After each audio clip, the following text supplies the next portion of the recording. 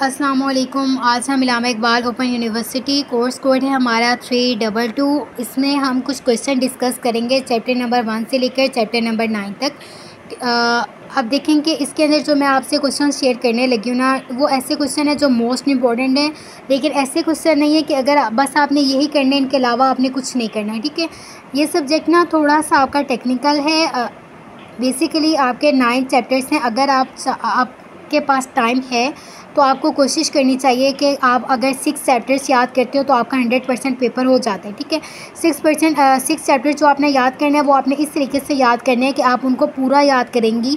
आप उसके अंदर से कुछ टॉपिक छोड़ें जो बिल्कुल ही गैर इंपॉर्टेंट है, बाकी सारे आपने करने हैं। ठीक है, लेकिन अगर आपके पास टाइम नहीं है, ठीक है, बिल्कुल टाइम कम है, तो कुछ क्वेश्चन जो मोस्ट इंपॉर्टेंट है वो मैं आपके साथ शेयर कर रही हूँ। ठीक है, सबसे पहला ना आपने इसकी कोड 322 की तैयारी आपने इस तरीके से करनी है कि सबसे पहले आपने अपने असाइनमेंट के क्वेश्चन याद करने हैं। असाइनमेंट 1 के भी आपने सारे क्वेश्चन याद करने हैं जो 5 क्वेश्चन होते हैं, और 5 ही आपने असाइनमेंट 2 के क्वेश्चन याद करने हैं। तो बेसिकली 10 क्वेश्चन तो आपने वो याद करने हैं जो आपके असाइनमेंट के अंदर होंगे। ठीक है, क्योंकि बाज़ दफ़ा ऐसा होता है कि पेपर के अंदर आपके 1 या 2 क्वेश्चन ऐसे होते हैं जो आपके असाइनमेंट से आते हैं, तो आप, लेकिन ये बाज़ दफ़ा होता है, हर दफ़ा नहीं होता है। यानी कि एक तरह का आपके पास चांस होता है, और ये चांस आपके पास 80 to 90% होता है। ठीक है, तो आपकी दफ़ा हो सकता है कि 1 क्वेश्चन असाइनमेंट से आ जाए या 2, तो इट्स मीन आपके तकरीबन 20 से लेकर 40 तक जो मार्क्स हैं वो असाइनमेंट के क्वेश्चन याद करने से कवर हो जाते हैं। तो जो भी आपके असाइनमेंट होगी, करंट असाइनमेंट होगी, वो आपने उसके असाइनमेंट के क्वेश्चन 1 और क्वेश्चन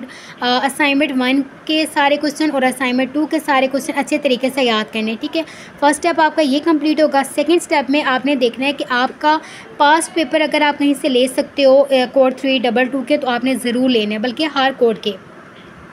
क्योंकि ना यहाँ पे अगर आप एक बात नोट करो ना, तो इस सेक्टर के अंदर ऐसा होता है कि जो इस बहार का पेपर है वो आगे ख़िज़ां की दफ़ा आ जाता है, या ख़िज़ां का पेपर बहार की दफ़ा आ जाता है, यानी कि पेपर रिपीट हो जाता है।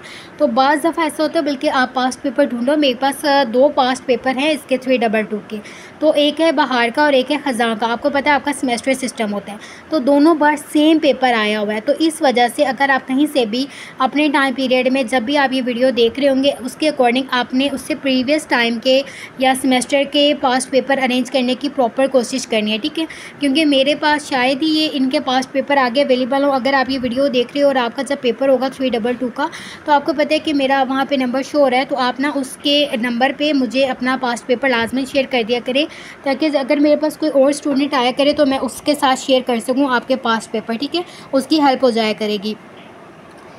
अच्छा, आपका पहला सबक है सबक नंबर 1, दफ्तरी तंजीम। इसमें पहला 1-2 सवाल ही हैं। एक पहला सवाल है दफ्तर की तारीफ़, इसका तफ़ाइल नेज़ इसकी अहमियत बयान करें। अच्छा, ये वाला जो क्वेश्चन है ना, बहुत ज़्यादा लेंथी है। ठीक है, कभी इस तरह आएगा दफ्तर की तारीफ़ और इसकी अहमियत बयान करें, और कभी ये क्वेश्चन इस तरीके से आएगा कि दफ्तर की तारीफ़ और इसका तफ़ाइल बयान करें।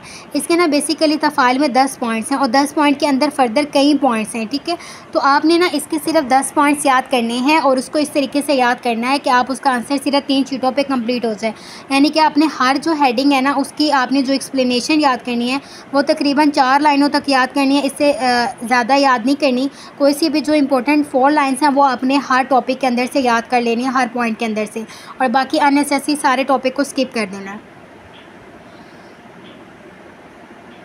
फिर इस तरीके से आपको ये इस बुक की तैयारी करने में आसानी रहेगी। ठीक है, अदरवाइज़ तो अगर आप इस फाइल वाले का आंसर देखेंगे ना, तो वो 5-6 पेज के ऊपर उसका आंसर लिखा हुआ है बुक के अंदर, और आप अपनी पेपर शीट पे लिखने लगेंगे तो आपकी पूरी पेपर शीट इसी क्वेश्चन के ऊपर ख़त्म हो जाएगी।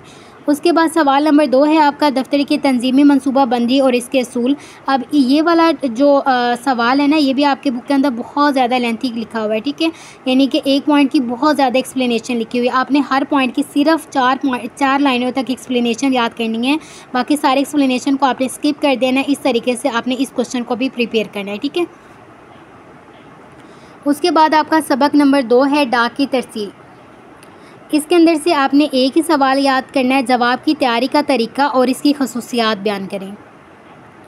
फिर है आपका सबक नंबर 3 मसलदारी। इसके अंदर से आपने 4 सवाल याद करने हैं। ठीक है, मसलदारी की तारीफ़ और इसकी अहमियत बयान करें। सवाल नंबर 2 है मसलदारी की खसूसियात और इसके फ़वाइद बयान करें।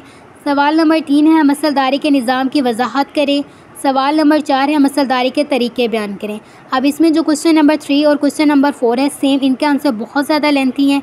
इनको भी याद करने का तरीका ये है कि आपने पॉइंट सारे याद करने हैं, यानी कि मेन पॉइंट आपकी बुक के अंदर इन टॉपिक्स के पॉइंट हैं और उनके आगे से सब हेडिंग्स हैं, यानी कि मेन हेडिंग्स हैं, उनके आगे से सब हेडिंग्स हैं। ठीक है, तो आपने क्या करना है, सिर्फ मेन हेडिंग्स याद करनी है। मेन हेडिंग्स के अंदर से हर पॉइंट की सिर्फ 4 लाइनों तक एक्सप्लेनेशन याद कर लेनी है और उसको वाइंड अप कर देना है। ठीक है, इस तरीके से आपको आसानी से ये चारों क्वेश्चन बहुत जल्दी याद हो जाएंगे। उसके बाद आपका है सबक नंबर 4, इशारिया मुरतब करना और रिकॉर्ड रखना। इसमें से ना, अगर मैंने आपको बेसिकली कहा है कि आपके 9 चैप्टर्स हैं, उसमें से आप 6 चैप्टर्स कर लो तो आपका 100% पेपर हो जाएगा। इसमें से ना ये जो सबक, इसमें से एक ही मेन सवाल बन रहा है, इशारिया मुरतब करने और रिकॉर्ड रखने का तरीका बयान करें। इसका आंसर आपको ना बहुत अच्छे तरीके से प्रिपेयर करना होगा। इस सबक में सिर्फ यही मेन क्वेश्चन बन रहा है, उसके अलावा जितना भी टॉपिक्स हैं वो गैर ज़रूरी हैं। ठीक है, लेकिन आप बेशक इस चैप्टर को स्किप कर दें, यानी कि अपने चॉइस, आपको पता है ना कि आपके पास चॉइस होती है, आपने सिर्फ 5 क्वेश्चन अटैम्प्ट करने होते हैं, उसके अलावा नहीं। आप बस इस एक क्वेश्चन को करके बाकी सारा चैप्टर ही स्किप कर दीजिएगा। ठीक है, उसके बाद है सबक नंबर 5 मरासलात।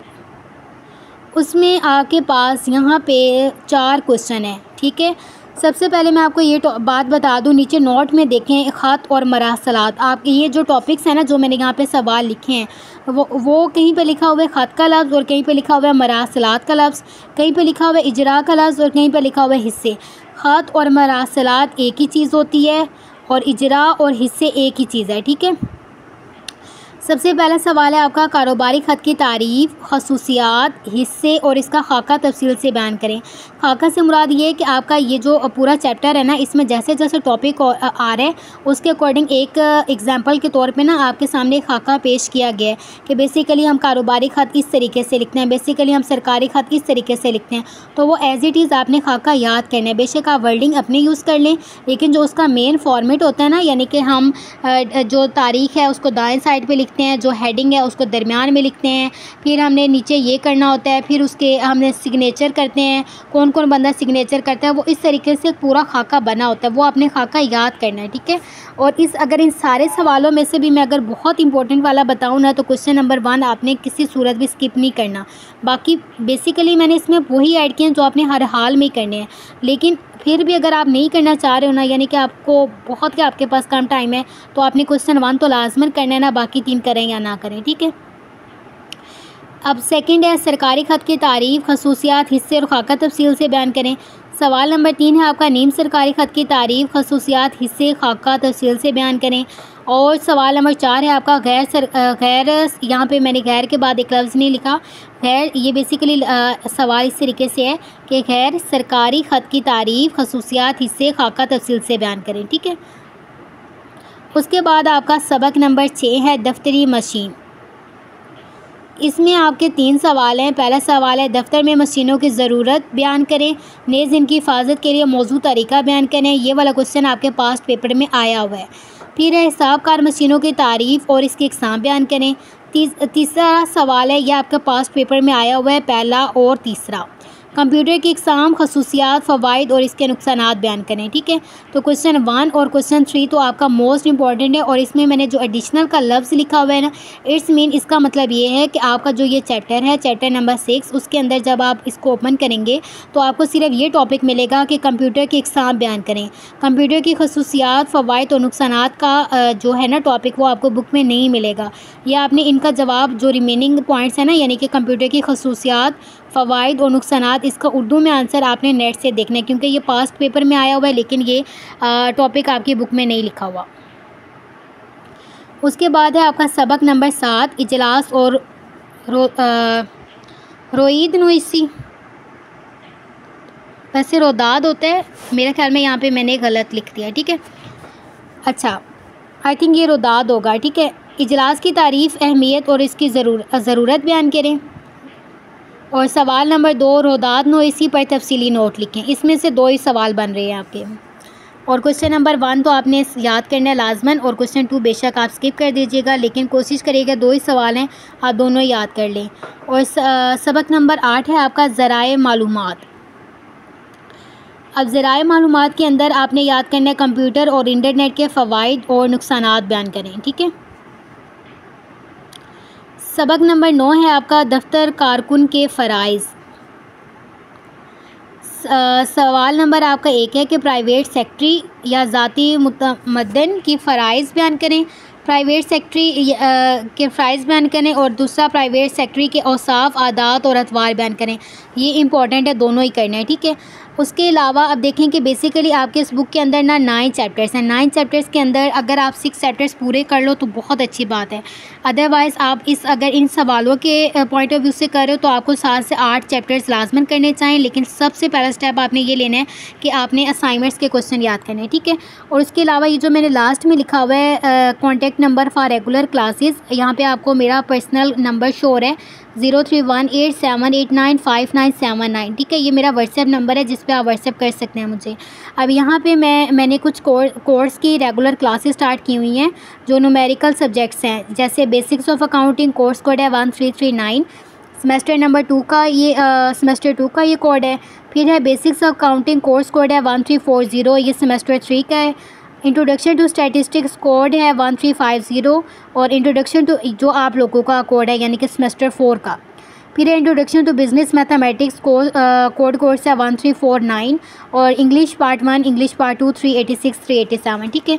इनकी जो क्लासेस है मैं व्हाट्सएप पे दे रही हूँ, और मैं इस तरीके से इन सब्जेक्ट्स की तैयारी करवा रही हूँ कि एग्जांपल्स इंट्रोडक्शन करवाती हूँ, फिर सारी एग्जांपल्स करवाती हूँ, और फिर सारी प्रॉब्लम्स करवाती हूँ। यानी कि ऐसा नहीं है जिस तरीके से बाकी यूट्यूबर्स क्या करते हैं कि आपको कहते हैं कि बस इस चैप्टर के अंदर से प्रॉब्लम 2 कर लो, प्रॉब्लम 5 कर लो, आपका पेपर हो जाएगा, यही इंपॉर्टेंट है, यही पेपर में आते हैं। ऐसा नहीं है, मैं सारी एग्जाम्पल्स करवाती हूँ, सारी ही प्रॉब्लम्स करवाती हूँ, ठीक है। तो अगर आप इनमें से ये जो कोर्स मैंने यहाँ पर लिखे हैं इनमें से अगर आपने किसी की क्लास लेनी हो तो आप मुझसे व्हाट्सएप पर रब्ता कर सकते हैं, जिसका नंबर मैंने आपके सामने शो कर दिया 0318 7895979।